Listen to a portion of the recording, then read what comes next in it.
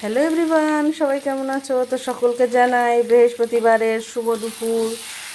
তো সবাই কেমন আছো, কি করছো? আমি দেখো রান্না করছি। আজকে আবার রান্না করতে করতে ভিডিও করছি। তো আজকে রান্না করছি হচ্ছে দেখো গাটি কচু আলু কষাচ্ছি। গাটি কচু আলু দিয়ে ডিমের ঝোল রান্না করব। তো তোমরা কে কে রেসিপিটা ট্রাই করেছো আমাকে জানিও। যারা যারা ট্রাই করোনি অবশ্যই ট্রাই করো, খুবই ভালো লাগে খেতে। আমার মশলাটা কষানো হয়ে গেছে, এবার জল দেব। তো দেখো এখানে ঝোলটা ভালোই ফুটে উঠেছে। তো এখন ডিমগুলো দিয়ে দেবো এর মধ্যে।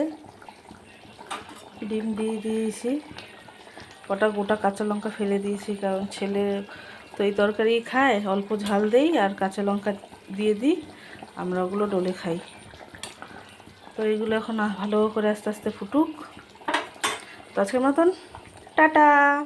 ভালো লাগলে অবশ্যই লাইক কমেন্ট শেয়ার করে দিও, আর চ্যানেলটিকে সাবস্ক্রাইব করে আমাকে এগিয়ে নিয়ে যেতে সাহায্য করো। তো আজকের মতন বাই বাই।